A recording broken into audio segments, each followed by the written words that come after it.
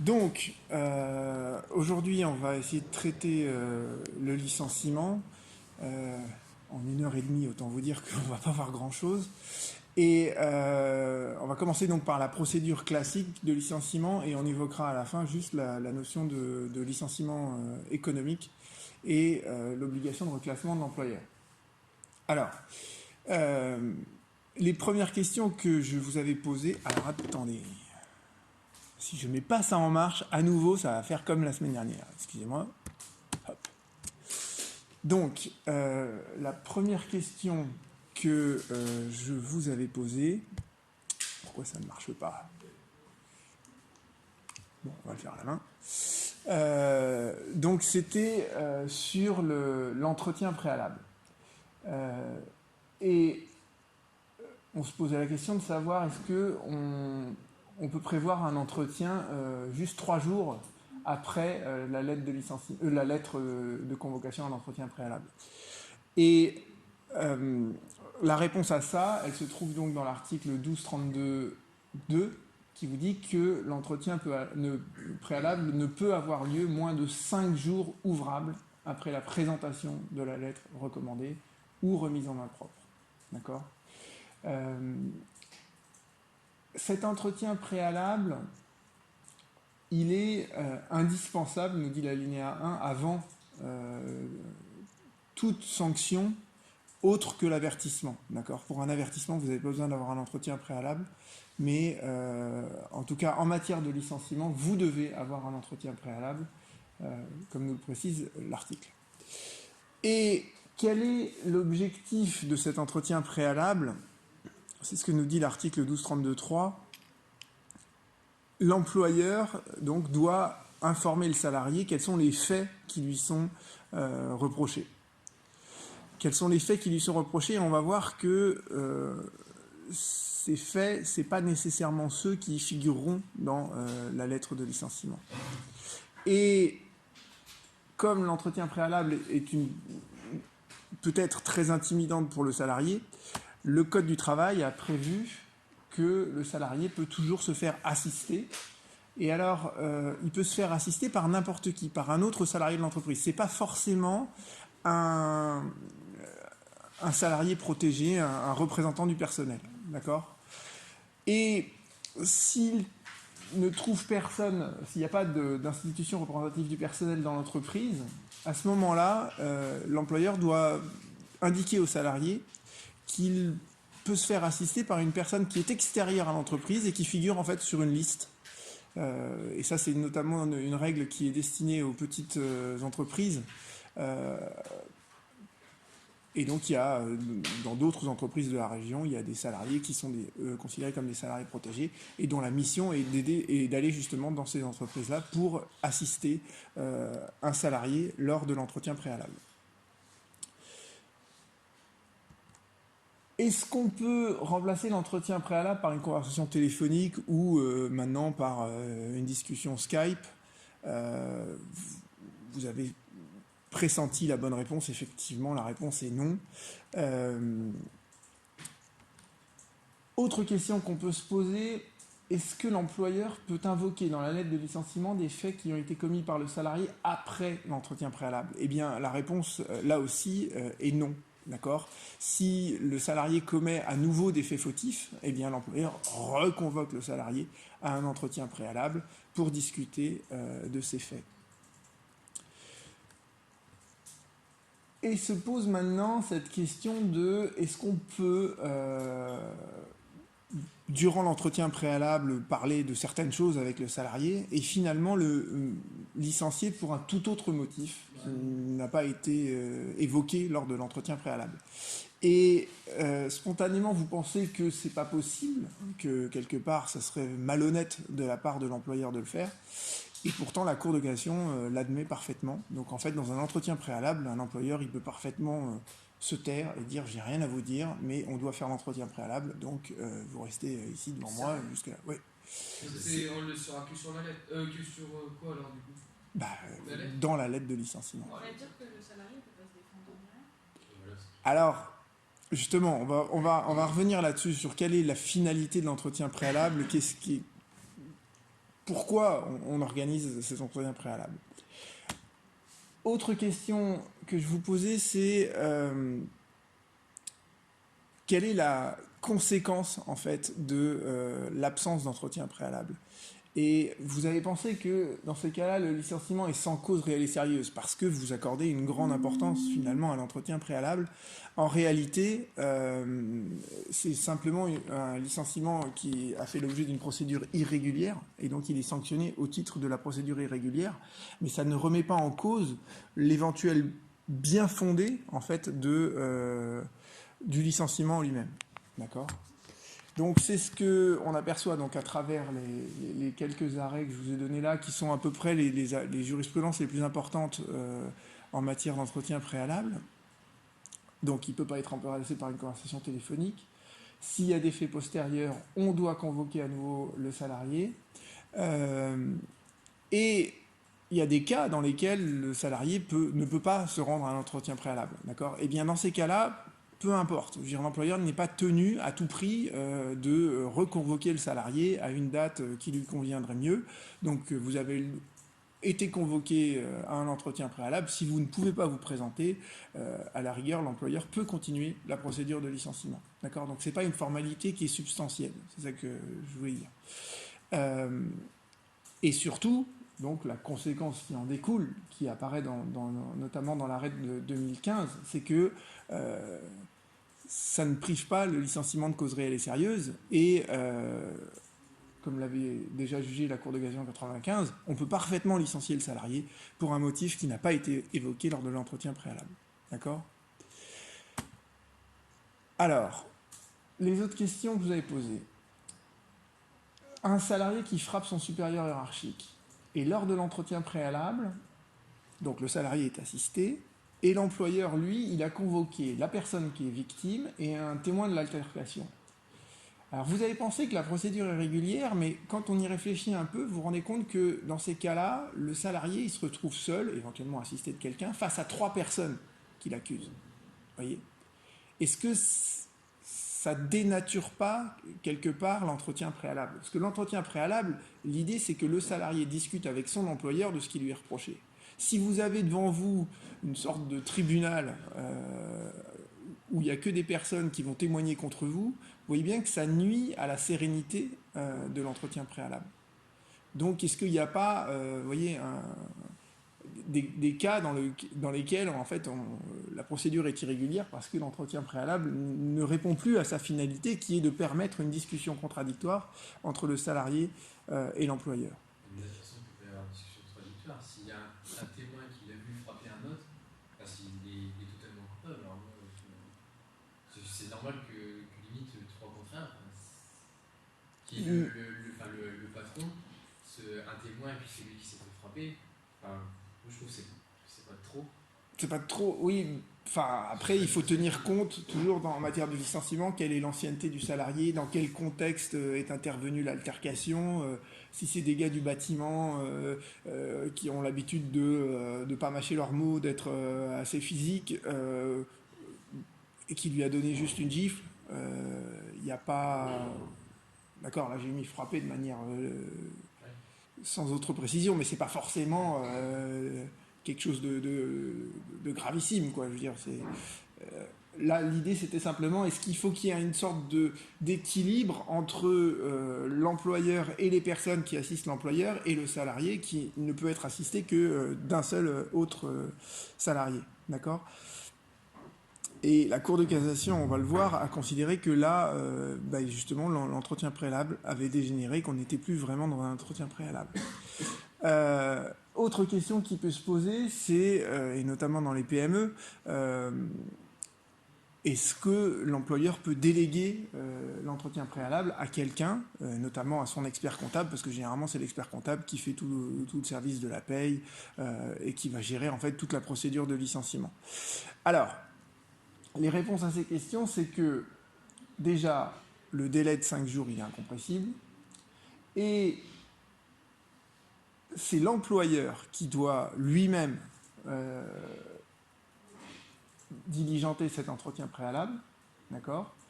Alors, ça ne peut pas être un tiers, mais la Cour de cassation, elle a un peu assoupli cette notion de tiers à l'entreprise, notamment au regard des sociétés qui appartiennent à un groupe. Donc là, vous voyez, on vous dit que le directeur financier d'une société mère, ce n'est pas une personne qui est totalement étrangère aux filiales. D'accord ? Donc dans les groupes, il y a la jurisprudence a un peu atténué la rigueur du principe sur lequel ça ne peut pas être une personne tiers à l'entreprise. Et en 91, elle a considéré que l'entretien préalable, ce n'est pas une enquête. D'accord ? Donc, si vous faites assister de la victime, d'un témoin, c'est plus un entretien préalable, c'est une véritable enquête. Et il y a un professeur de droit qui s'appelle M. Savatier qui a écrit un article sur cet arrêt et qui dit que la solution de la Cour de cassation, elle se comprend, qu'on ne se retrouve pas devant une sorte de tribunal, mais en même temps, elle est regrettable. Elle est regrettable parce que ça veut dire qu'en fait, dorénavant, il y a 2 temps dans la procédure de licenciement. Il y a le premier temps où en fait l'employeur va enquêter, savoir si les faits sont avérés ou pas. Et toute cette procédure de l'enquête, finalement, il l'a fait par lui-même. Donc ce n'est pas une procédure qui est contradictoire.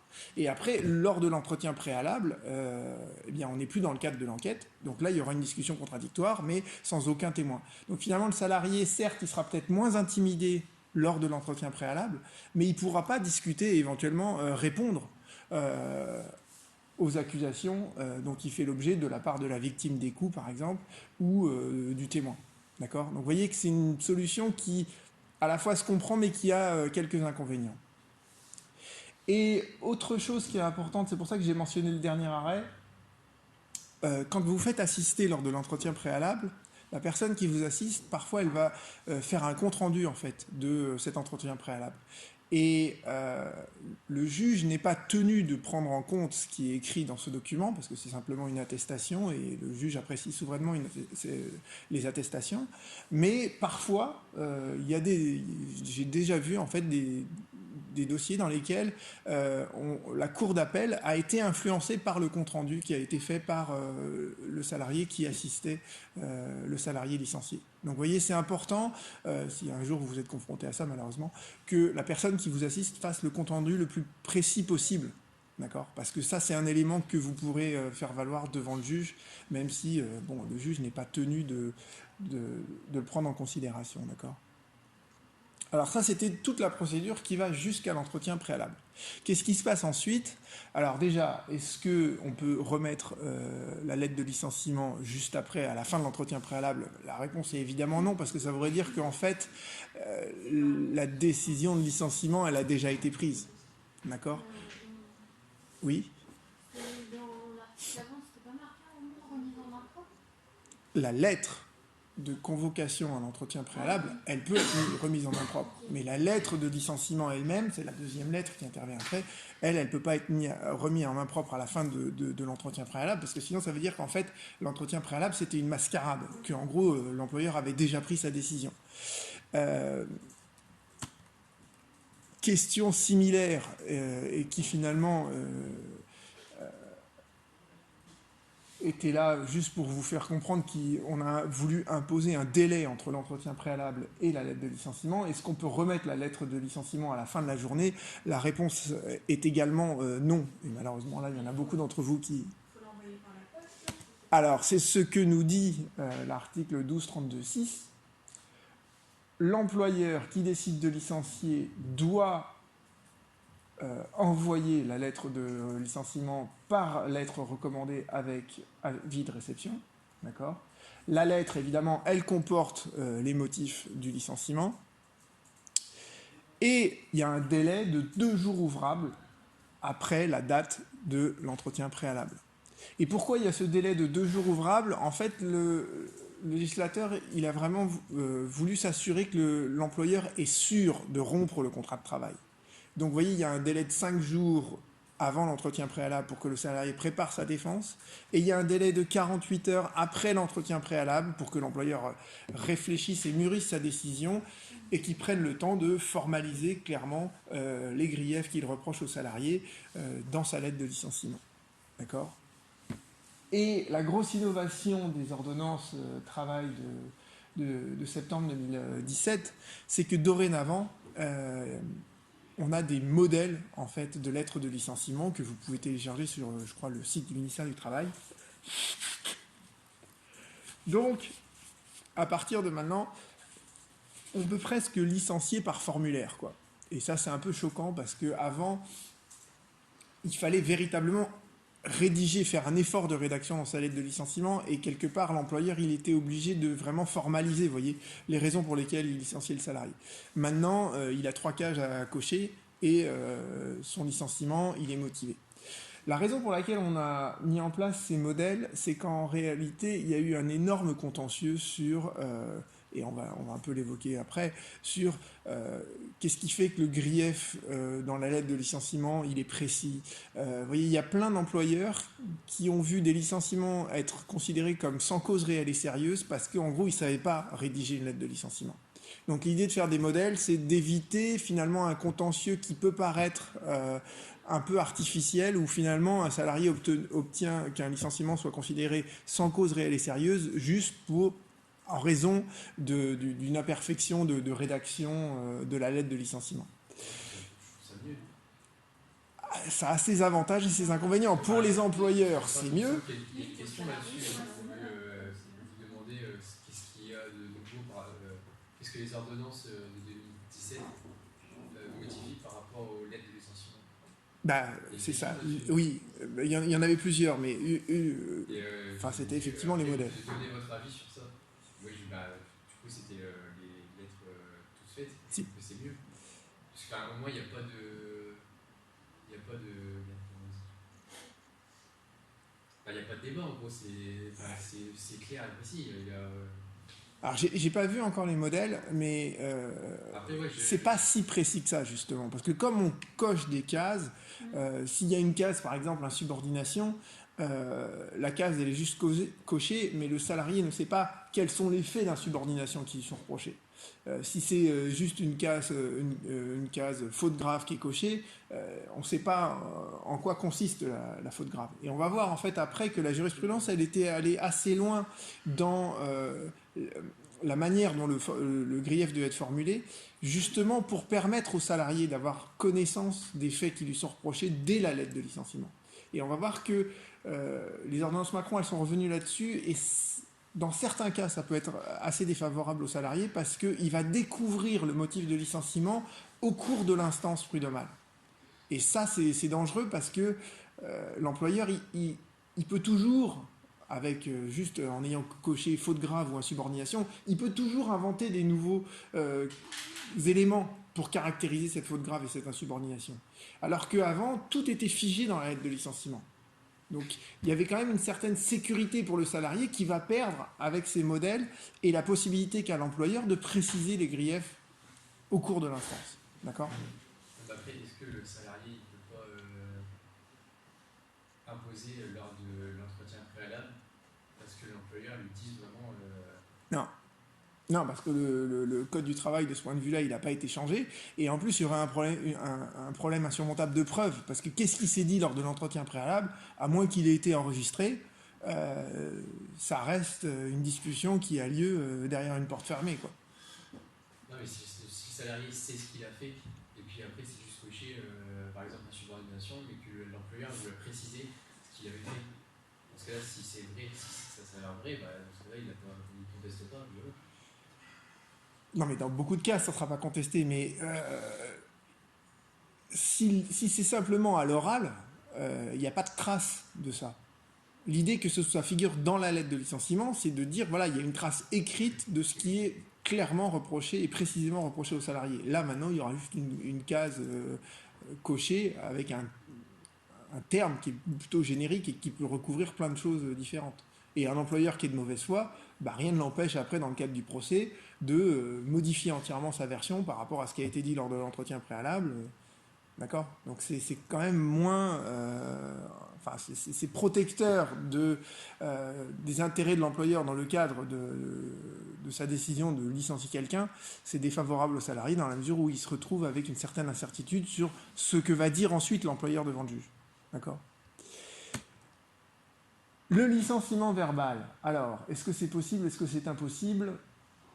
Alors vous avez été beaucoup à croire que c'est impossible et que le contrat de travail se poursuit. Non, c'est parfaitement possible, le licenciement verbal.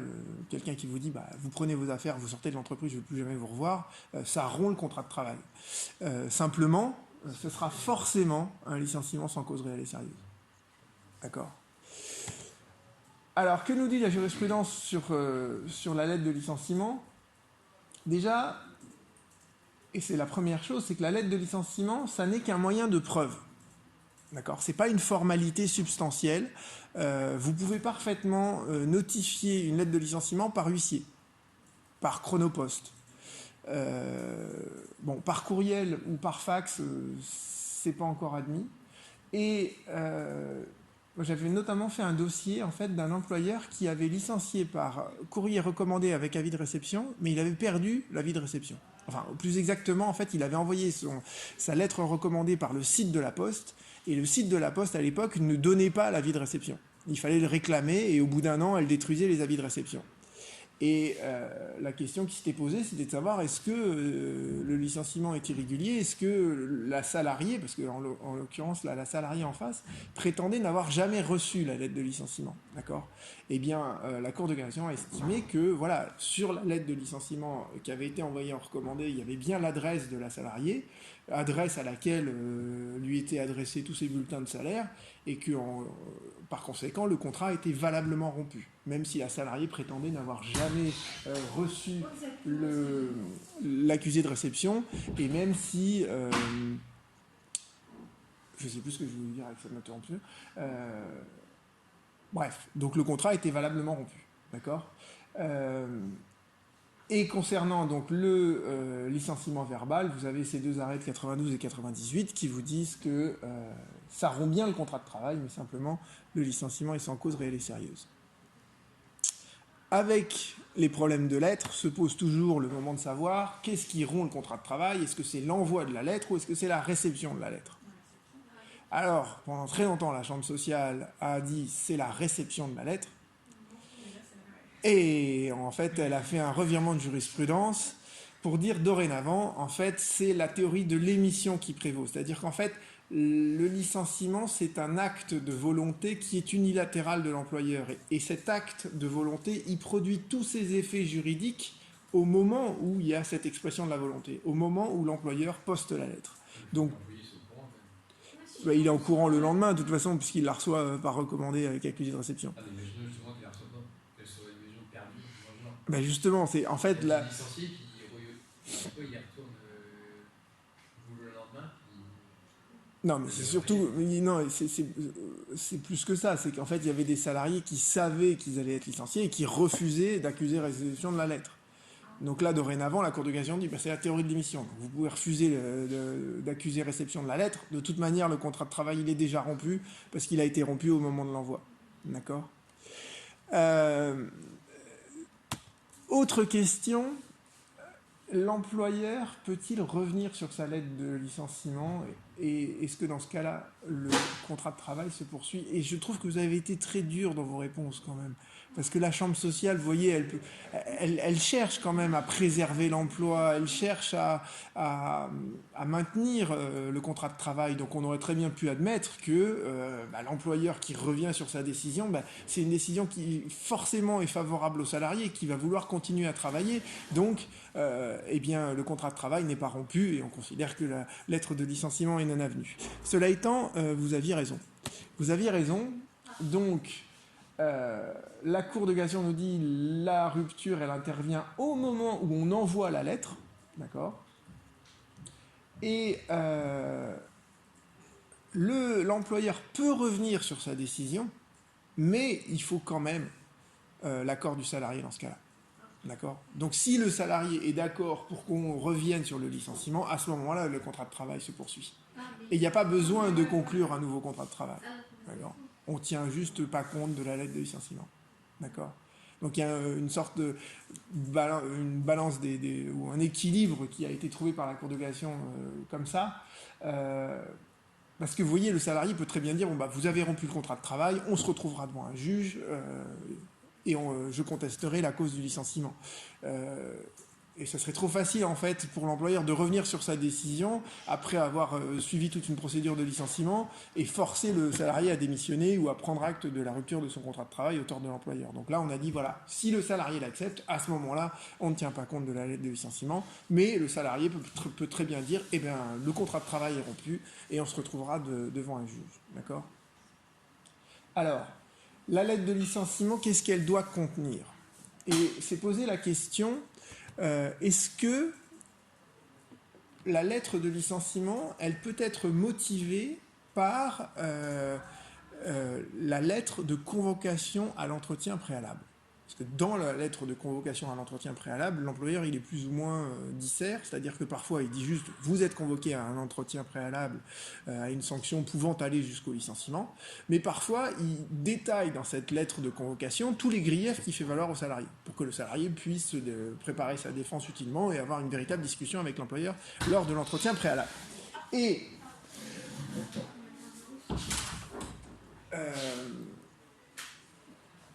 donc il y avait une pratique qui s'était instaurée où l'employeur disait ben voilà la lettre de licenciement et les faits qui vous sont reprochés à l'appui de ce licenciement sont ceux qui ont été évoqués lors de l'entretien préalable et qui figurent dans la lettre de convocation à l'entretien préalable.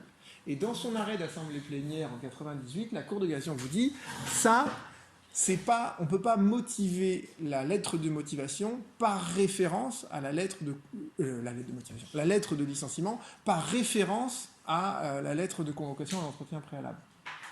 Pourquoi ? Eh bien, en fait, la solution retenue par la Cour de cassation, elle se comprend parce que la solution inverse, ça voudrait dire qu'en fait, la décision de l'employeur, elle était déjà prise lorsqu'il a convoqué le salarié à un entretien préalable. D'accord ? Donc il ne peut pas se référer à cette lettre de convocation parce que sinon ça veut dire qu'en fait toute la procédure de licenciement c'était un véritable simulacre. D'accord ? Donc la Cour de cassation exige que l'employeur reprenne dans la lettre de licenciement et qu'il formule une deuxième fois en fait les griefs qui sont retenus contre le salarié pour justifier la rupture du contrat de travail. C'est peut-être parfois un copier-coller de la lettre de convocation à l'entretien préalable, certes, mais il doit impérativement le refaire une deuxième fois dans la lettre de licenciement. Oui. Ah ouais, c'est ce que je veux dire. En fait, si c'est exactement les mêmes termes, c'est quand même bizarre de ne pas reprendre la même chose. Oui, mais c'est pour se garantir que l'employeur il est sûr de sa décision lorsqu'il écrit cette lettre de licenciement. C'était ça la jurisprudence antérieure, de dire c'était pas, on cochait pas 3 cases. Il y avait un véritable effort de rédaction de la part de l'employeur dans le cadre de la lettre de licenciement pour que ça manifeste bien sa volonté de rompre le contrat de travail et les raisons pour lesquelles il le fait. Alors, il y a quand même un tempérament à ça, c'est que la Cour de cassation admet qu'on puisse agrafer en fait la lettre de convocation à l'entretien préalable à la lettre de licenciement. Et dans ces cas-là, en fait, vous voyez, pour la Cour de cassation, tout est dans la même enveloppe, d'accord ? Et l'employeur, c'est pas une lettre de licenciement qui est vide, c'est vraiment, les deux ne font qu'un, d'accord ? Et c'est un seul document qui se suffit à lui-même, d'accord ? Alors, qu'est-ce qui se passe si le salarié donc, a reçu sa lettre de licenciement et il commet une faute gravissime après, notamment pendant son préavis ? Est-ce que l'employeur peut, dans le cadre de la contestation du licenciement, se prévaloir en fait de ces faits qui sont intervenus après la lettre de licenciement ? Et à travers cette question, je voulais vous faire comprendre cette jurisprudence de la Cour de cassation qui date de 91 et dans laquelle on vous dit que la lettre de licenciement, elle fixe l'objet du litige vis-à-vis de l'employeur. C'est-à-dire que l'employeur ne pourra aller devant le juge que pour discuter les éléments qu'il a fait figurer dans la lettre de licenciement. D'accord ? Et en 90, la Cour de cassation précise, l'employeur ne peut invoquer aucun autre motif que ceux qui figurent dans la lettre de licenciement. Et ça, c'est pour que, encore une fois, le salarié sache dès la lettre de licenciement tout ce qui lui est reproché. Et savoir tout ce qui lui est reproché, ça lui permet d'envisager en fait quelles sont ses chances de succès devant un juge. D'accord ?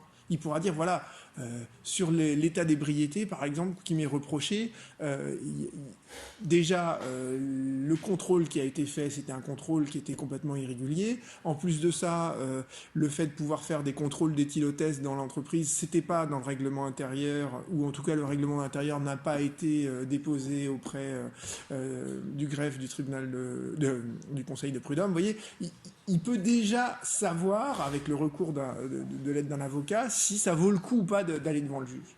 Donc c'est pour ça en fait que la Cour de cassation disait il faut que tout soit fixé dans l'aide de licenciement et on ne peut pas invoquer de nouveaux griefs parce que sinon, au long du procès, en fait, ça devient une véritable loterie parce que l'employeur va inventer de nouveaux manquements aux salariés tout au long du procès. Et donc, en fait, les procès s'éternisent et surtout, vous voyez, on est obligé de faire des nouvelles audiences pour que le salarié puisse répondre aux nouvelles accusations qui ont été faites contre lui, etc.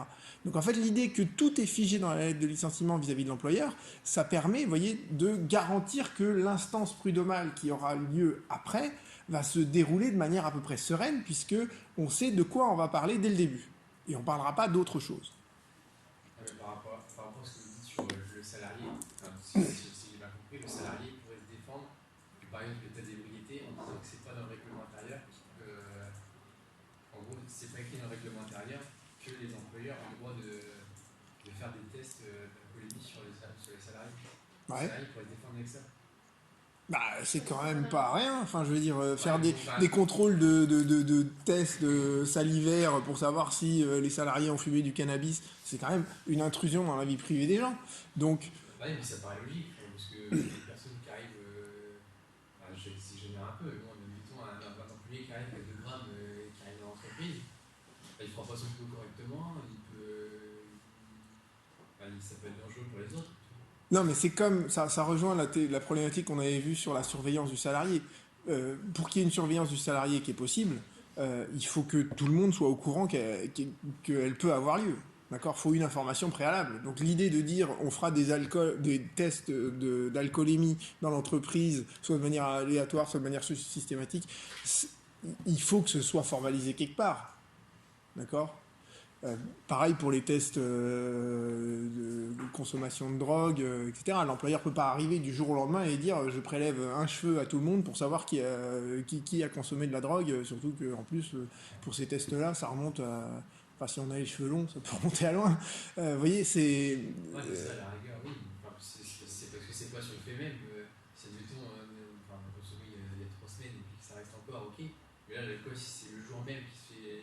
Oui, non, mais en fait, j'ai pris un... Mais en même temps, il y a des arrêts de la Cour de cassation, j'ai les références de ça, qui disent clairement que si c'était mentionné, si ça a été mentionné dans le règlement intérieur, mais qu'il n'y a pas eu de formalité de dépôt du règlement intérieur, c'est pas opposable aux salariés, donc le licenciement, il forcément sans cause réelle et sérieuse. Ça, c'est une logique qui est, qui rejoint l'idée de dire, on peut mettre en place des méthodes de surveillance, mais il faut que les salariés soient préalablement au courant. Ouais, forcément, je vais beaucoup trop loin. J'imagine dans le règlement intérieur, c'est pas écrit vous ne pouvez pas tuer votre collègue. Non, parce que là, il n'y a pas besoin de l'écrire, parce qu'il n'y a pas besoin de le... Ouais, on ne met pas en place une méthode de surveillance. Parce que je vais vraiment très loin, mais dans le principe, c'est ça. Si c'est pas écrit, je peux le faire. Non. Bah, on ne peut pas faire des détournements de fonds, on ne peut pas faire du harcèlement moral ou sexuel vis-à-vis d'un autre salarié. Là, il n'y a pas besoin que ce soit écrit dans le règlement intérieur pour qu'il y ait une sanction. Après, ça, on peut revoir, si vous voulez, à un autre moment, le pouvoir de sanction de l'employeur, mais... voilà, l'exemple était peut-être un peu brutal. Quoi. Voilà, c'était pour vous faire réagir. Ça a marché. Bon, autre principe de la lettre de licenciement, d'accord, c'est que la lettre de licenciement, elle doit énoncer un grief qui est précis. D'accord, ça c'est l'arrêt de 94.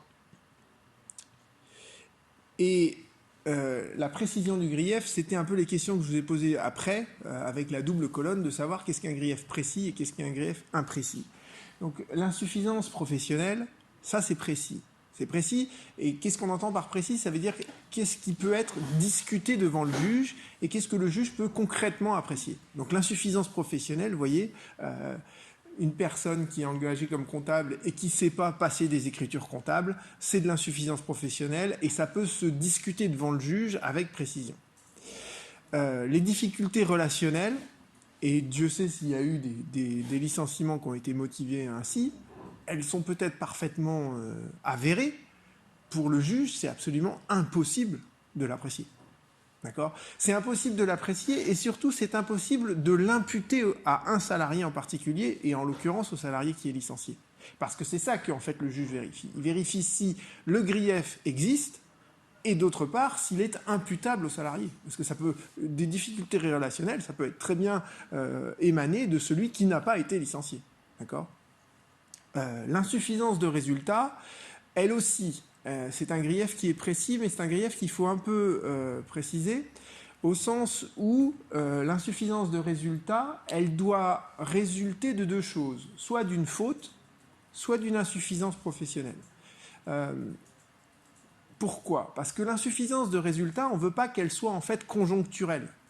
D'accord ? Vous ne pouvez pas licencier quelqu'un pour ne pas avoir atteint les objectifs que vous lui avez signés, notamment, donc, par exemple, si c'est quelqu'un qui travaille dans le secteur de l'automobile, si la même année, tout le secteur de l'automobile connaît une crise qui est énorme. Donc vous voyez que l'insuffisance de résultats, on doit pouvoir la rattacher aux salariés, et c'est pour ça que la Cour de cassation vous dit, l'insuffisance de résultats, elle résulte soit d'une insuffisance professionnelle, une personne qui est incapable de faire les fonctions qu'on lui a assignées, soit carrément d'une faute. D'accord ? Les absences répétées, évidemment que c'est un motif qui est précis, puisque là vous avez la preuve, mais l'incompatibilité d'humeur, vous voyez, les difficultés relationnelles, le manque de motivation, ça, le juge ne peut pas statuer là-dessus. Et la perte de confiance aussi, l'employeur qui perd confiance dans son salarié, c'est peut-être totalement vrai, mais c'est impossible pour un juge de dire si c'est avéré ou pas, parce que c'est la parole de l'employeur contre la parole du salarié. Alors, quelles sont les innovations majeures des ordonnances Macron concernant les lettres de licenciement ? Alors, bon, il y en a certains qui n'en avaient absolument aucune idée, je vous dis, ça c'est un peu dommage pour une question de réflexion. Elle se trouve dans l'article 1235.2. 1235.2, qui nous dit quoi ? Que les motifs qui sont énoncés dans la lettre de licenciement, et a fortiori quand il s'agit d'un des formulaires, peuvent être précisés au cours de l'instance. Alors, les termes ont vraiment une importance, c'est qu'ils peuvent être précisés. L'employeur ne peut pas ajouter des nouveaux motifs, il peut simplement préciser ce qui figure dans la lettre de licenciement. Et ça, vous voyez, c'est un retour en arrière considérable, puisqu'on revient en fait à l'état de la jurisprudence qui date des années 80. Parce qu'après l'arrêt Rogier de 90, d'accord, on vous a dit tout doit figurer dans la lettre de licenciement et on ne peut pas invoquer, comme ça apparaissait dans le slide juste avant, on ne peut pas invoquer de nouveaux motifs en cours de l'instance. Eh bien, dorénavant, on ne peut pas invoquer de nouveaux motifs, mais on peut préciser le motif générique de la lettre de licenciement avec tous les inconvénients que je viens de vous décrire. D'accord ? Il reste que la lettre de licenciement, nous dit l'alinéa 2, fixe l'objet du litige. Et si jamais le salarié ne demande pas à l'employeur la précision des motifs de licenciement, à ce moment-là, c'est juste une procédure de licenciement qui est irrégulière et, comme vous le voyez à la fin de l'article, la sanction d'une procédure de licenciement irrégulière, c'est une indemnité qui correspond au maximum à 1 mois de salaire. Alors, quel est l'office du juge en matière de licenciement ? D'abord, le juge doit rechercher si la lettre de licenciement contient des motifs.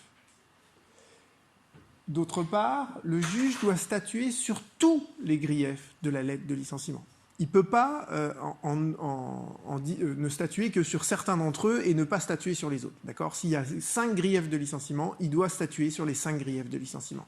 D'accord ? Et si jamais un juge ne statue que sur les 4 premiers, l'employeur il va devant la Cour de cassation, il invoque cette règle comme quoi on doit statuer sur tous les griefs de licenciement et il obtient la cassation de l'arrêt à chaque fois.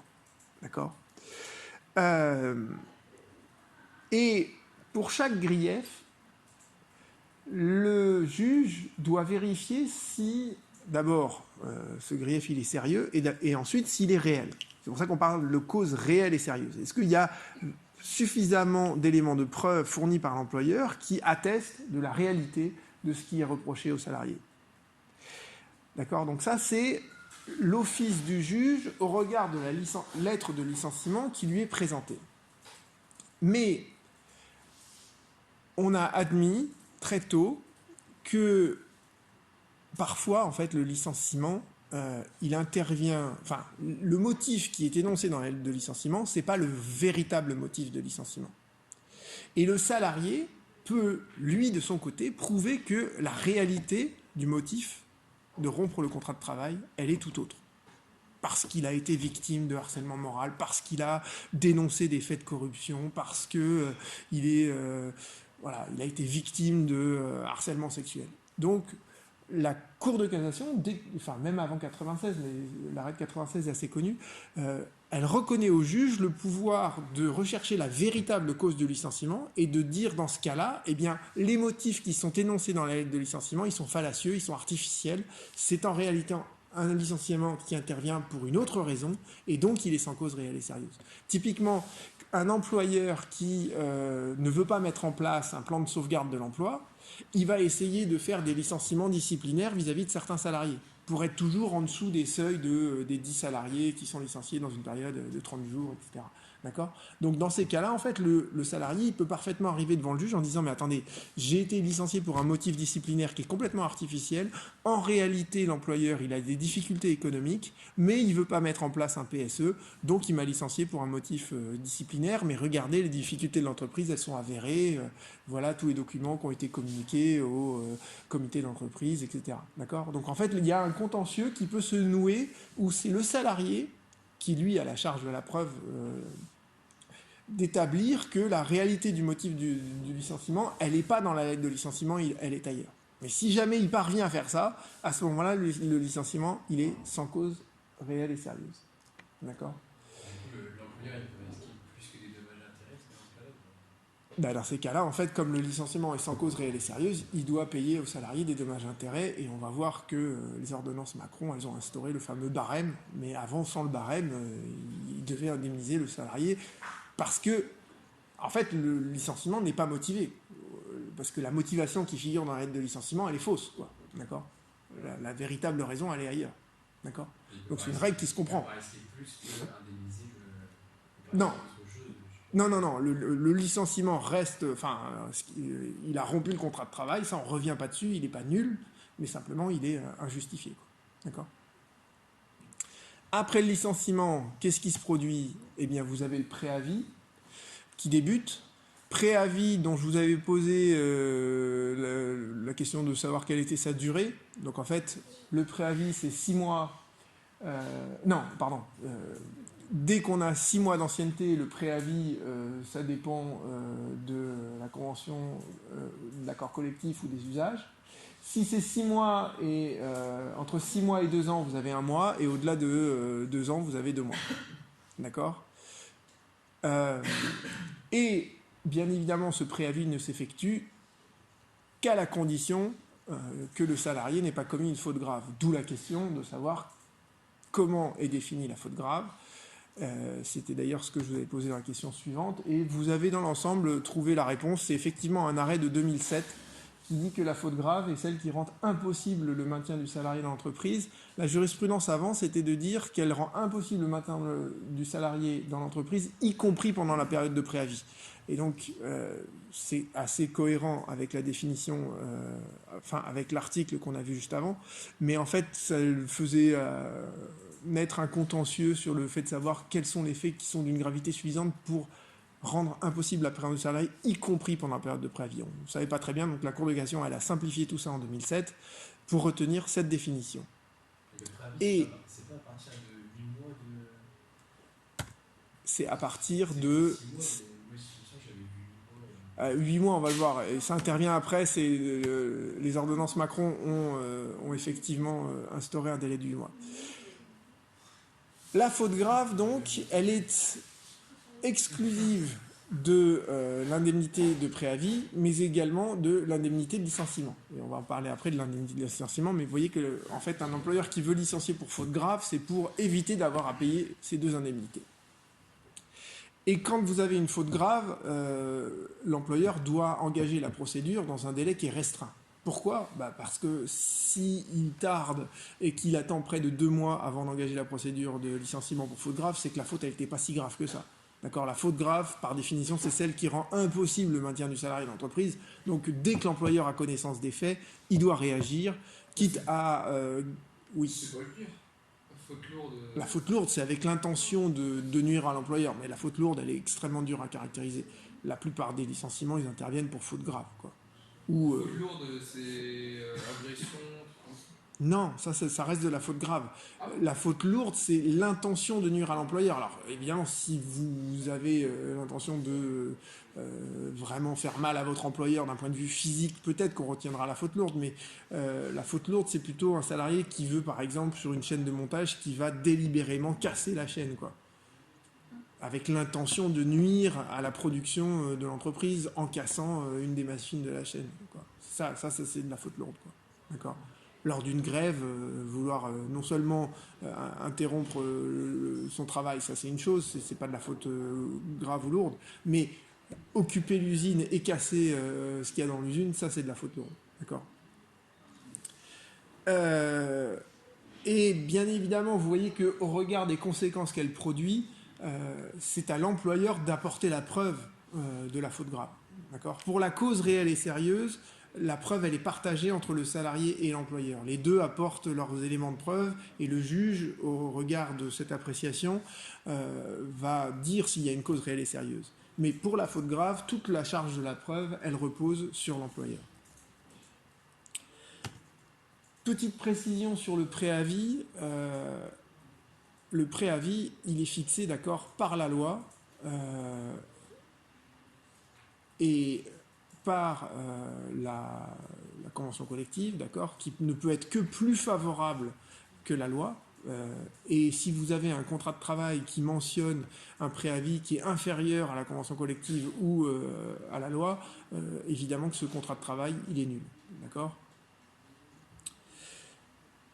Alors, qu'est-ce qui se passe? Parce que la plupart du temps, enfin pas la plupart du temps, mais assez souvent, le salarié va être dispensé de l'exécution de son préavis. Pourquoi? Parce que l'employeur se dit qu'après la rupture du contrat de travail, le salarié ne va pas montrer beaucoup de zèle pour travailler. Donc généralement, il peut le dispenser du préavis. Est-ce que le salarié peut, dans ces cas-là, obtenir des congés payés malgré la dispense de préavis? Sachant que les congés payés, vous savez, c'est 2 jours et demi par mois. Donc sur un préavis de 2 mois, ça fait 4 jours et demi, enfin ça fait 5 jours de salaire. C'est pas rien comme ça, d'accord? Autre question. Eh bien,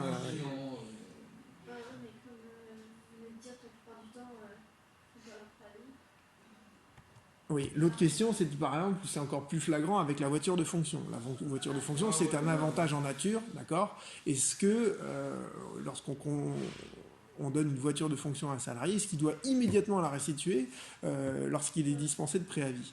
Et l'indemnité compensatrice de préavis, elle est évoquée à l'article 1234.5, et son principe, c'est qu'elle ne doit entraîner aucune diminution de salaire. Aucune diminution de salaire, ça veut dire que on la calcule en fonction de toute la rémunération en fait que percevait le salarié avant. Donc dans la rémunération, il y a les congés payés. Dans la rémunération, il y a la voiture de fonction. Donc si l'employeur dispense le salarié de préavis, eh bien, il peut parfaitement conserver son véhicule de fonction pendant toute la durée du préavis et il remettra les clés à l'employeur à la fin du préavis. Et on en arrive à ce fameux délai on en arrive à l'indemnité de licenciement, pardon. À partir de quelle ancienneté peut-on prétendre à une indemnité de licenciement? En fait, le gros pic que vous voyez là, c'est 1 an pour la plupart d'entre vous. Il y en a d'autres qui ont eu des réponses beaucoup plus farfelues.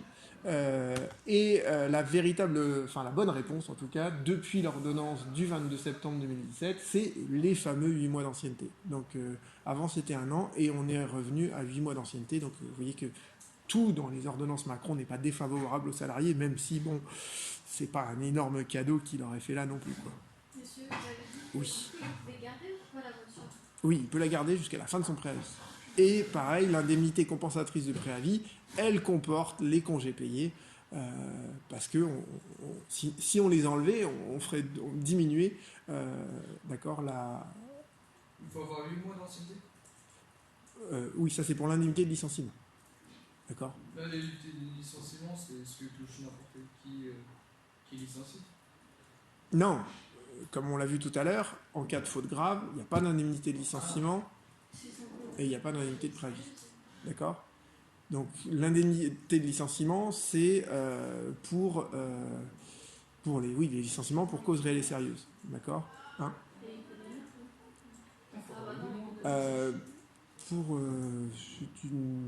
Je sais plus toutes les indemnités qui sont. Je vérifierai si vous voulez.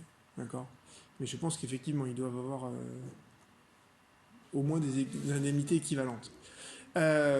Donc l'indemnité de licenciement.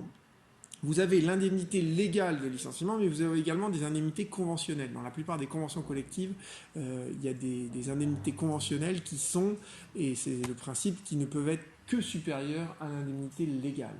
D'accord. Donc l'indemnité légale, c'est vraiment le plancher, quoi.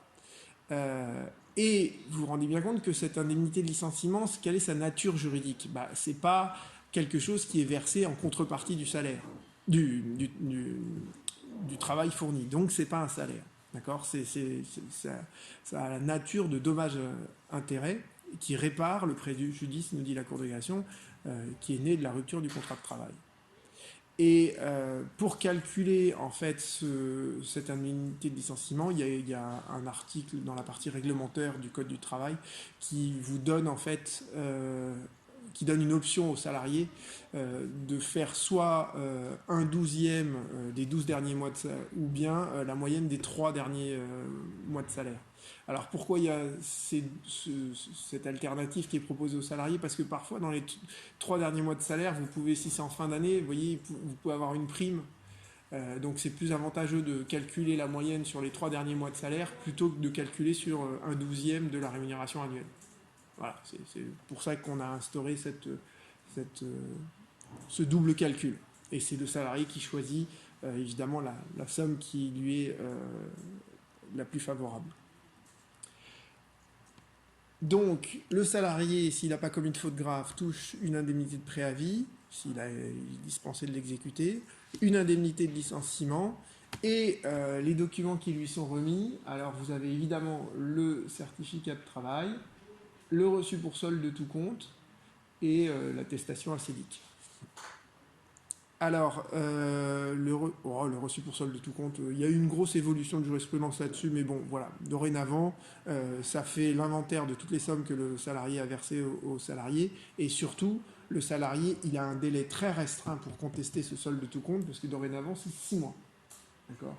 Et s'il n'a pas contesté dans les 6 mois, ce reçu pour solde de tout compte ne peut plus être contesté, et donc il est libératoire pour l'employeur pour toutes les sommes qui y figurent. C'est-à-dire que si l'employeur vous a versé sur votre solde de tout compte, il y a marqué congé payé, si vous ne contestez pas devant le juge dans les 6 mois, vous ne pourrez plus ensuite dire que l'employeur ne vous a pas réglé vos congés payés. D'accord ? Et on en arrive maintenant à le contentieux judiciaire que peut susciter toute cette procédure de licenciement. Et vous avez donc deux questions qui peuvent se poser. C'est est-ce que la procédure est régulière? Et qu'est-ce qui se passe en cas de procédure irrégulière? Et est-ce que le licenciement repose sur une cause réelle et sérieuse?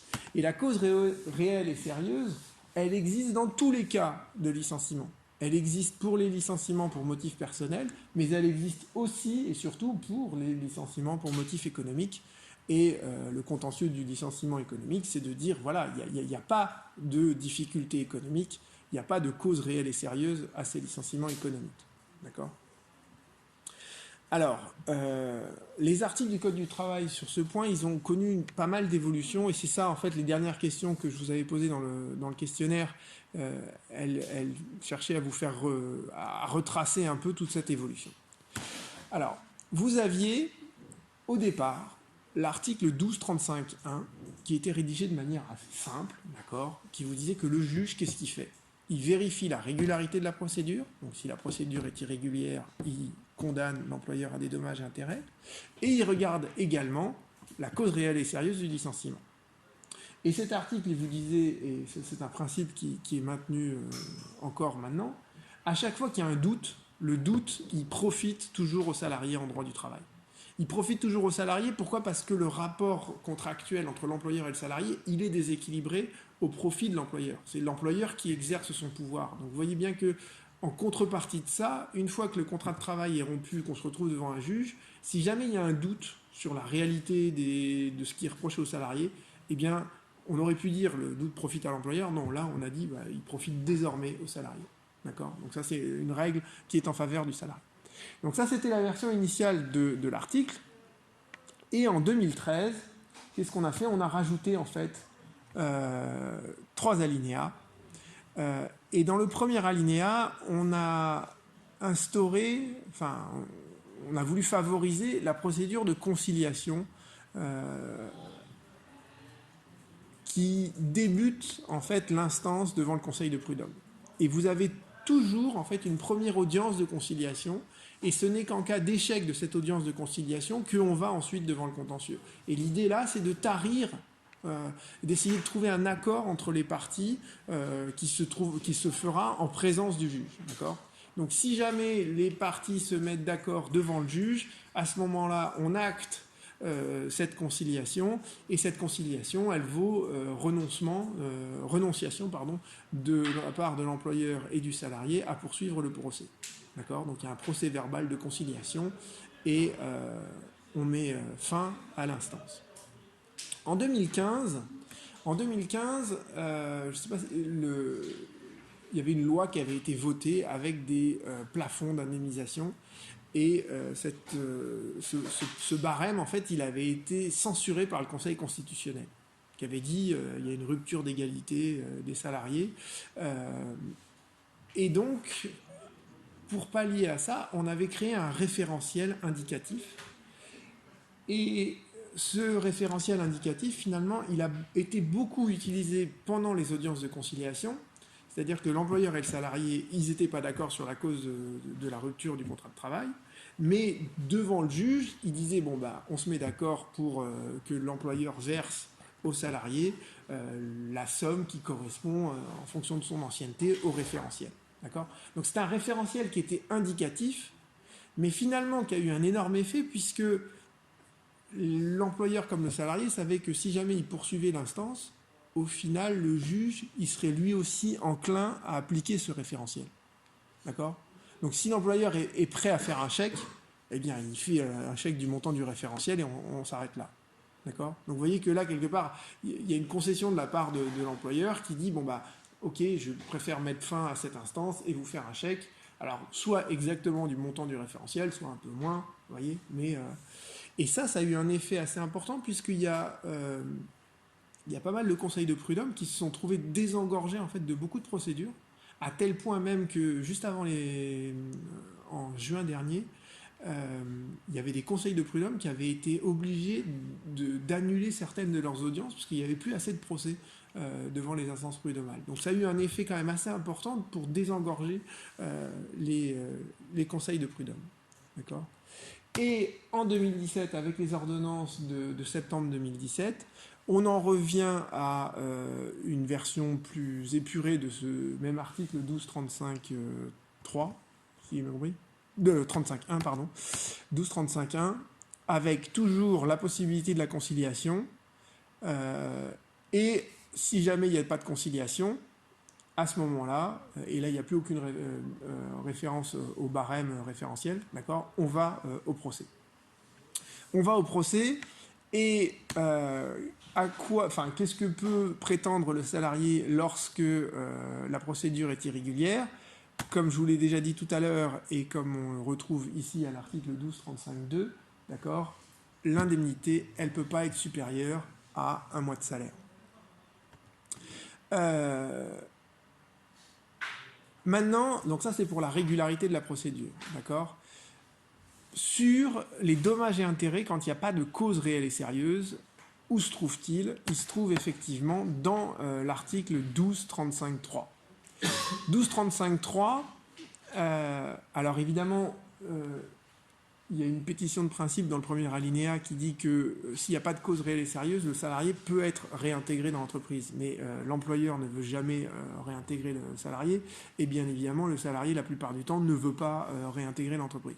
Donc, à ce moment-là, on applique des dommages et intérêts. Et ces dommages et intérêts, alors il y a un tableau dans le Code du travail, mais je voulais visualiser en fait sous forme de graphe.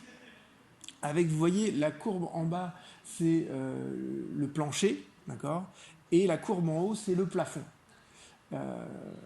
au-delà duquel on ne peut pas aller. Alors, qu'est-ce que ça vous inspire, en fait, ce graphe? C'est notamment la courbe rouge. Rien de particulier? Alors déjà, quand vous voyez un graphe comme ça, il y a deux choses qui sont importantes. C'est quelle est la pente de la courbe? Est-ce qu'elle est plus ou moins raide? Et est-ce que c'est une courbe qui est droite ou est-ce que c'est une courbe qui ne l'est pas, et notamment qui a, vous voyez, à la fin, à partir de 30 ans d'ancienneté, il y a un plafond, quoi. Et ça, c'est bizarre. Ce qui est choquant, en fait, dans ce barème-là, c'est pour les salariés qui ont plus de 30 ans d'ancienneté. Pourquoi? Parce que on ne voit pas très bien pourquoi l'indemnité dans ces cas-là, non seulement elle est plafonnée, mais elle serait toujours la même que vous ayez 30 ans d'ancienneté ou 45 ans d'ancienneté. Finalement, l'indemnité, les dommages et intérêts, vous voyez, qu'est-ce qui fait que... avant, vous voyez, le juge devait réparer intégralement le préjudice subi, et finalement, le préjudice, il n'est pas le même selon que vous avez 30 ans d'ancienneté ou 45 ans d'ancienneté. Donc que la loi dise dorénavant, au-delà de 30 ans d'ancienneté, le préjudice sera toujours le même, c'est un peu choquant. Non? Pas plus que ça? Et ce qui est étonnant aussi dans ces deux courbes-là, c'est de voir la différence, en fait, l'écart progressif qui se creuse, en fait, entre les deux courbes. On aurait pu penser que l'indemnité plancher, ce ne soit pas une fonction qui soit absolument parallèle, quoi, qui soit automatiquement de 3 ans, quelle que soit l'ancienneté. Vous voyez, on aurait pu avoir une autre courbe, mais qui avait une progression qui était un peu moindre. Et en plus, ce barème que j'ai modélisé ici, c'est pas le barème qui s'applique à toutes les entreprises, d'accord? Il y a une différence pour les petites entreprises, d'accord, de moins de 11 salariés. Vous avez un barème qui, là, va de 0,5 à 2,5 mois de salaire brut, d'accord? Et autre innovation de la loi, c'est les deux dernières alinéas. Pour les dommages et intérêts qui sont octroyés aux salariés, maintenant le juge va tenir compte des autres indemnités, et notamment de l'indemnité de licenciement. Vous voyez, finalement, le juge va peut-être parfois se dire, eh bien, l'indemnité légale ou l'indemnité conventionnelle de licenciement, elle est déjà tellement importante pour le salarié, j'ai pas besoin de lui donner des dommages et intérêts trop conséquents non plus. Et ça, c'est étrange, parce qu'avant, les dommages et intérêts qui étaient octroyés aux salariés, ils réparaient le préjudice qu'ils subissaient. D'accord ? Et le préjudice qu'il subit, il est indépendant de l'indemnité de licenciement qui peut lui être versée par application de la loi par ailleurs. Vous voyez ? Donc il y avait une sorte d'étanchéité entre les deux, et dorénavant, l'article 1235.3 vous dit, bah non, le juge doit prendre en compte les autres sommes qui vont être touchées par ailleurs pour apprécier le montant des dommages et intérêts, ce qui est, à mon sens, un peu contestable. Revenons donc sur ce barème. Juste pour... et ça, c'est un peu un hors-sujet, mais en fait, c'est une thématique que j'ai traitée, moi, dans ma thèse, où j'ai, en fait, étudié comment le juge va indemniser les personnes qui se retrouvent en détention provisoire injustifiée. Et en fait, la Cour de cassation, elle a une jurisprudence, et sur 10 ans, j'avais repris toutes les décisions de la Cour de cassation, et j'avais essayé de faire une modélisation mathématique pour voir comment, en fait, année par année, les juges indemnisaient, en fait, les détentions provisoires injustifiées. Donc une personne, vous voyez, elle est placée en détention provisoire injustifiée pendant l'instruction. Le juge d'instruction fait son instruction, et à la fin, il considère que la personne qui a été placée en détention provisoire, elle n'avait rien à y faire. D'accord ? C'est en maison d'arrêt, quoi. Non. D'accord ? Oui, les affaires criminelles, etc. En matière de terrorisme, on met les gens en détention provisoire jusqu'à la fin de l'enquête. Et soit on les défère après devant une juridiction, une cour d'assises, soit on les remet en liberté. Vous êtes accusé de viol, le procès d'Outreau, typiquement. Le procès d'Outreau, des viols qui se sont produits au sein de la famille, donc sur des personnes, des enfants qui étaient sous l'autorité de leurs parents. Ils ont mis tout le monde en détention provisoire, ils ont prolongé les détentions provisoires, etc. Donc en fait, dans ma thèse, j'étudie comment le juge, comment la Cour de cassation elle-même, indemnise ces détentions provisoires. Et quand vous faites la modélisation mathématique, vous arrivez à ces nuages de points suivants. Et qu'est-ce qui est marrant dans ces nuages de points? C'est que vous vous rendez compte qu'en fait, les juges, ils ont tendance à indemniser selon des barèmes qui se créent eux-mêmes, alors qui évoluent un peu, vous voyez, en fonction des différents graphes, mais finalement, l'indemnisation de la part des juges, elle est linéaire. D'accord? Elle est linéaire, et avec un taux R, je ne sais pas si vous faites un peu de mathématiques financières dans vos cours, par ailleurs, non? D'accord? Un R qui est à 0,9, ça veut dire que c'est une fonction qui est quasiment linéaire. D'accord? Et vous voyez que la pente de ces différents graphes-là, c'est une pente qui est quand même assez élevée. Si vous revenez au barème Macron, alors le barème Macron qui est là, vous voyez que la pente des plafonds, elle est beaucoup plus faible. D'accord? Alors évidemment, on compare des choses qui ne sont pas comparables. Mais ce qu'il aurait été intéressant de faire, c'est de faire exactement la même chose que ce que j'ai fait dans ma thèse sur les détentions provisoires justifiées et de regarder, de colliger en fait les arrêts des cours d'appel représentatifs, je ne sais pas, Bordeaux, Paris, Nantes, Lille, et de faire une modélisation mathématique des dommages-intérêts qui ont été octroyés aux salariés en fonction de leur ancienneté, des faits qui leur sont reprochés.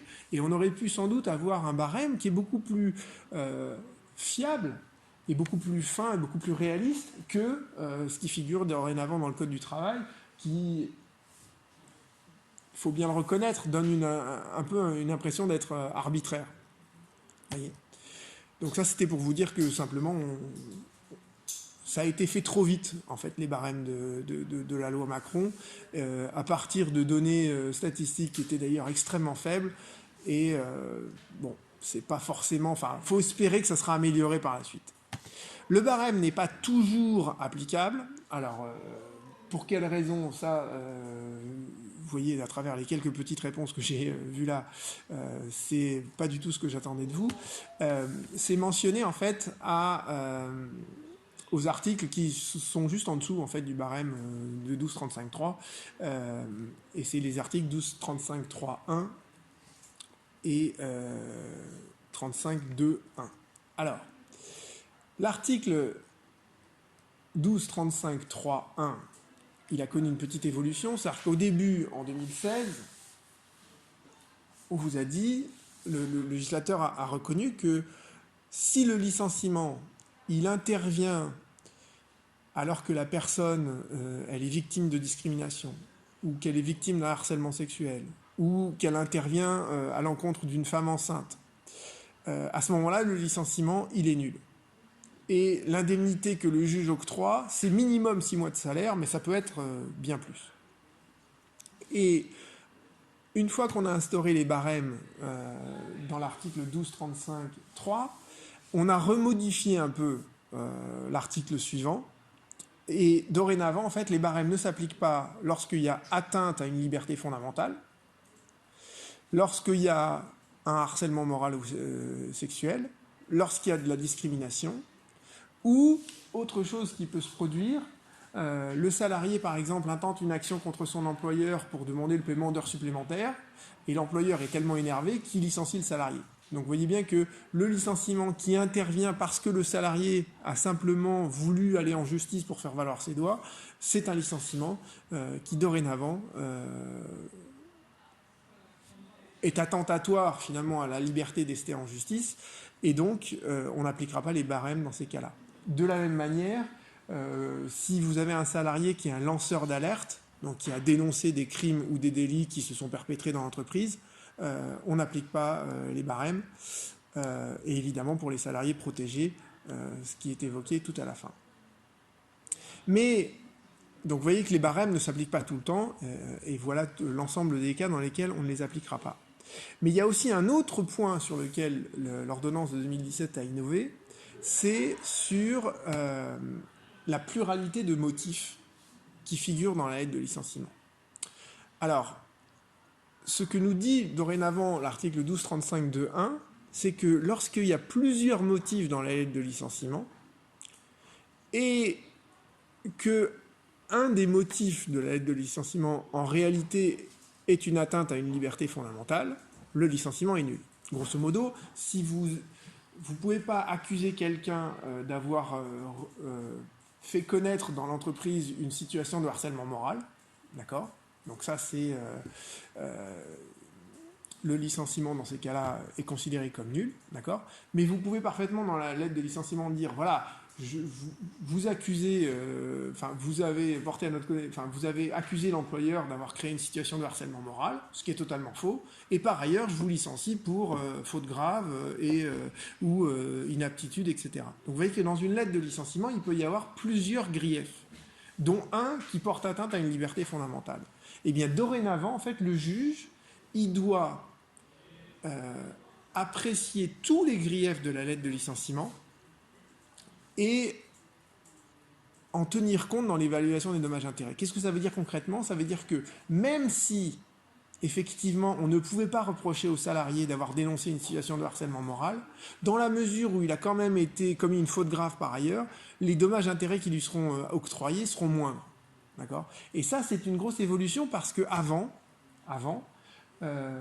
la Cour de cassation, dans les arrêts qui sont mentionnés là juste en dessous, par exemple, vous disait que si jamais, par exemple, vous licenciez quelqu'un pour avoir alerté l'employeur d'une situation de harcèlement moral, eh bien, le licenciement, il est nul, quels que soient les motifs qui sont dans la lettre. Donc la Cour de cassation, elle disait, par exemple, si vous licenciez quelqu'un pour avoir fait grève, le licenciement, il est automatiquement nul parce que ça porte atteinte au droit de grève, d'accord ? Même si tous les faits qui sont avérés par ailleurs dans la lettre de licenciement sont vrais, le licenciement, il est nul et le juge a l'interdiction de regarder les autres griefs de la lettre de licenciement. Eh bien, dorénavant, en fait, le juge devra regarder les autres griefs et si ces griefs sont avérés, eh bien, ça viendra en diminution des dommages et intérêts qui étaient octroyés aux salariés, d'accord ?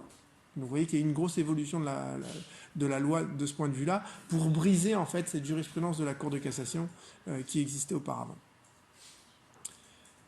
Quelques mots maintenant sur le licenciement économique, mais alors quelques mots simplement. Donc évidemment l'article sur le licenciement économique, c'est l'article 1233.3. Ça c'est juste d'un bloc, on va essayer de le scinder, le scinder en plusieurs blocs, en plusieurs parties.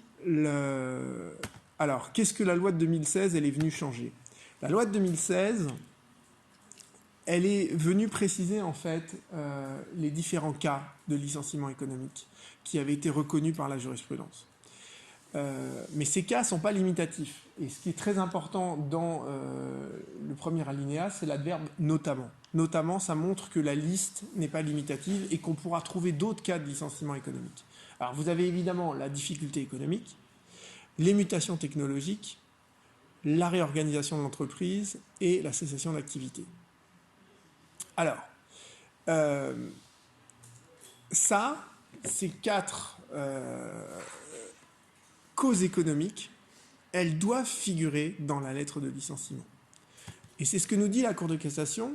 Elle vous dit, pour qu'il y ait une cause réelle et sérieuse dans un licenciement économique, il faut deux choses. Il faut que la lettre de licenciement énonce la cause économique et qu'elle montre ensuite la suppression de l'emploi du salarié. D'accord ? Il y a deux choses dans un licenciement économique, la cause économique et la suppression de l'emploi du salarié. S'il y en a un des deux qui manque, le licenciement, il est automatiquement sans cause réelle et sérieuse. C'est-à-dire que vous pouvez avoir toutes les pires difficultés économiques au monde, si vous n'avez pas supprimé l'emploi du salarié derrière, vous ne pouvez pas le licencier. Ça veut dire que grosso modo, vous êtes dans une entreprise, vous avez tellement de difficultés économiques que vous n'aurez plus votre service de compta, donc vous allez licencier tous les salariés du service de la comptabilité parce que vous aurez recours à un expert comptable qui vous coûtera beaucoup moins cher. D'accord ? Eh bien, dans la lettre de licenciement, vous devez d'une part décrire les difficultés économiques et d'autre part dire le service de comptabilité est donc supprimé et donc tous les postes de ce service, notamment le vôtre. D'accord ? Dans ces cas-là, la lettre de licenciement elle est motivée. Mais si vous dites juste on a des difficultés économiques terribles, je vous licencie, non, il n'y a pas Il n'y a pas de cause réelle et sérieuse. Ou à l'inverse, dire on supprime le service de comptabilité, donc je supprime votre poste et vous êtes licencié. Si vous n'énoncez pas pour quelle raison vous le faites, il n'y aura pas de cause économique à votre licenciement. D'accord ? Du coup, pour qu'il y ait cause réelle et sérieuse du licenciement économique, il faut qu'il y ait une cause économique et quoi d'autre? Une cause économique, les difficultés, etc., et la suppression du poste du salarié. D'accord ? C'est le premier arrêt de 98 que je vous ai mis là. Et évidemment, ce que va vouloir essayer de prouver le salarié, c'est que juste après son licenciement, l'employeur a eu recours à des intérimaires, par exemple, pour continuer à travailler sur son poste. D'accord ? Si le salarié arrive à apporter cette preuve. Dans ces cas-là, évidemment, le juge va dire qu'il n'y a pas de cause économique réelle et sérieuse. D'accord ?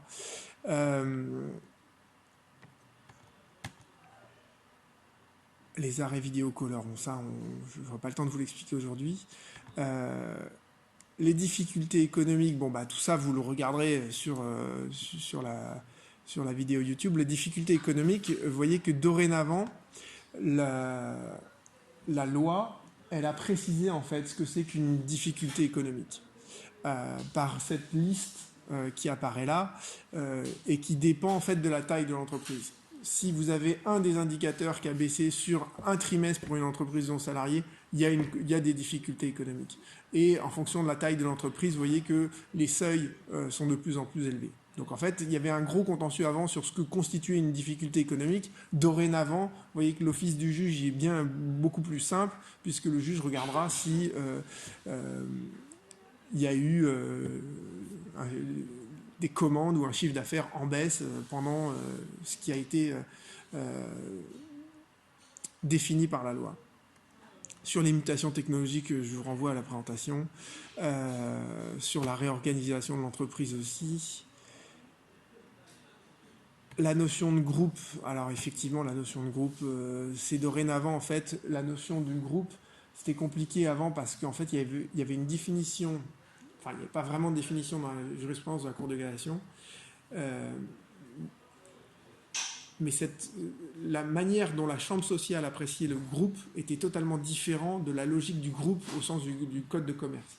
Et les ordonnances Macron de décembre 2017, elles ont dit dorénavant la notion de groupe en matière de licenciement économique, c'est la même chose que la notion de groupe dans le Code de commerce.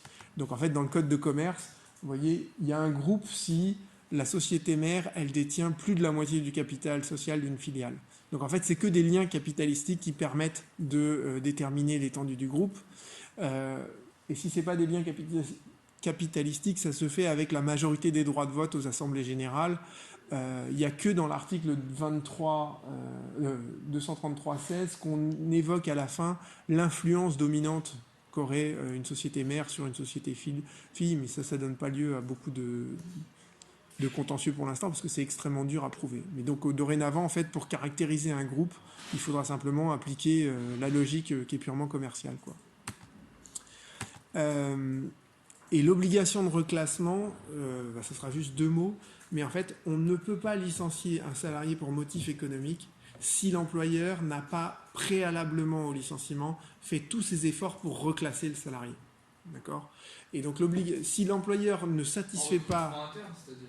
Alors, il reclasse le salarié, soit dans son entreprise. Si l'entreprise fait partie d'un groupe, dans toutes les entreprises du groupe où il y a une permutation de personnel qui est possible, voire en externe. Il y a parfois des obligations de reclassement externe, mais c'est beaucoup plus rare. D'accord ? Et ça, c'est très important. C'est que avant même de regarder si le licenciement économique il a une cause réelle et sérieuse, on regarde si l'employeur a bien effectué cette obligation de reclassement. Et si jamais il ne l'a pas fait, alors forcément, le licenciement, il est sans cause réelle et sérieuse. D'accord ? Ça, je pourrais vous en parler pendant des heures parce qu'il y a beaucoup de choses Enfin, il y a énormément de contentieux là-dessus. Et en fait, la loi, l'article 1233.4, si vous regardez son évolution, en fait, il n'a fait que restreindre l'étendue du groupe et du secteur d'activité dans lequel on doit faire ce reclassement. Parce que pendant un temps, la Cour de cassation, elle considérait qu'on devait faire, quand vous appartenez à un groupe de dimension internationale, l'employeur devait faire cet effort de reclassement dans toutes les entreprises du groupe, y compris à l'international. Et vous voyez que dans des dossiers, moi j'ai fait des dossiers, notamment je me rappelle d'un dossier contre Aldi. Aldi, en fait, ils ont des marchés dans, je crois, 180 pays du monde, quelque chose comme ça, quoi. Donc là, vous licenciez quelqu'un, il faut que Aldi arrive à prouver qu'il ne pouvait pas reclasser cette personne-là dans les 180 pays du monde où ils ont des filiales. La Cour de cassation, en voulant à tout prix que le salarié soit reclassé, elle était allée à de telles extrémités que depuis 2015, on a dit, bon non, le reclassement c'est en France. Pendant un temps, on a admis que ça pouvait être à l'international si le salarié le demandait, mais dorénavant, voilà, on fait des reclassements en France parce qu'on sait très bien que quelqu'un qui n'a pas un niveau de cadre dirigeant, il ne va jamais vouloir être reclassé à l'autre bout du monde, quoi. Donc en fait, on a un peu brisé toute la jurisprudence de la Cour de cassation en remodifiant petit à petit l'article 1233.4. Quoi. Par rapport à la France, c'est quand même beaucoup. C'est Par rapport à, vous avez vu les séances précédentes, la géographie. Oui, enfin,